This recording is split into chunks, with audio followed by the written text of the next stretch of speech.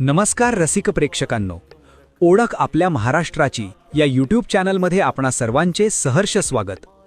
कोट्यावधी वर्षांपूर्वी जेव्हा प्रभू श्रीराम वनवासात होते तेव्हा त्यांनी महाराष्ट्राच्या या पवित्र भूमीवर पाऊल ठेवले होते। आजही इथे येणाऱ्या प्रत्येक भक्ताला त्यांचा स्पर्श जाणवतो। आज आपण महाराष्ट्रातील अशाच काही ठिकाणांवर जाणार आहोत। ही सर्व ठिकाणे अद्भुत, पवित्र आणि रोमांचक आहेत, जिथे रामायण फक्त एक कथा नाही तर जिवंत इतिहास आहे। चला तर मग सुरुवात करूयात आजच्या भागाला।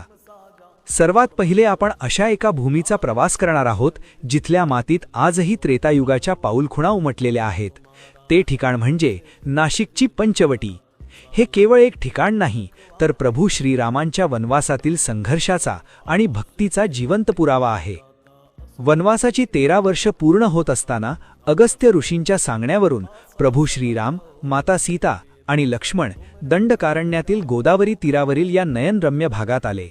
येथे 5 वडाची झाडे होती, पंचवटी, म्हणूनच या स्थानाला पंचवटी हे नाव पडले। याच ठिकाणी प्रभू रामांनी स्वतःच्या हाताने आपली पर्णकुटी उभारली होती। पंचवटी ही तीच भूमी आहे जिथे रामायणाला एक मोठे वळण मिळाले। रावणाची बहीण शूर्पणखा याने जेव्हा माता सीतेवर हल्ला करण्याचा प्रयत्न केला तेव्हा लक्ष्मणाने तिचे नाक कापले। याच नासिकावरून शहराचे नाव नाशिक पडले असे मानले जाते। याच घटनेमुळे क्रोधित होऊन रावणाने बदला घेण्याचे ठरवले। पंचवटीच्या याच परिसरात माता सीतेने ते मायावी सोन्याचे हरिण पाहिले होते। त्याच्या मोहात पडल्यानंतर प्रभू राम त्याच्या मागे गेले आणि पाठोपाठ लक्ष्मणही गेले।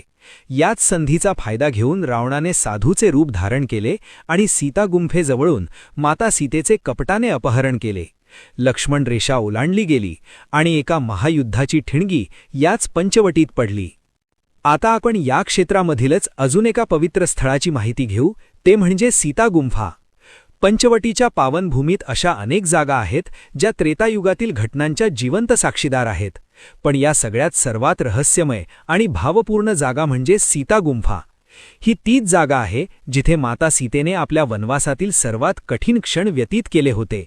आज आपण या गुफेचा आणि प्रभू श्रीरामांच्या जीवनाशी असलेल्या तिच्या अटूट नात्याचा प्रवास करणार आहोत। जेव्हा प्रभू श्रीराम दंडकारण्यात वास्तव्यास होते तेव्हा त्यांनी माता सीतेच्या सुरक्षिततेसाठी ही जागा निवडली होती। असे मानले जाते की ही गुफा म्हणजे माता सीतेचे वैयक्तिक पूजेचे स्थान होते। या गुफेच्या गर्भगृहात आजही एक प्राचीन शिवलिंग आहे, ज्याची पूजा स्वतः जानकी माता करत असे। अरुंद वाटा आणि जमिनीखालील हे स्थान त्या काळातील सुरक्षिततेचे एक महत्त्वाचे केंद्र होते, जिथे प्रभू राम आणि लक्ष्मण नेहमी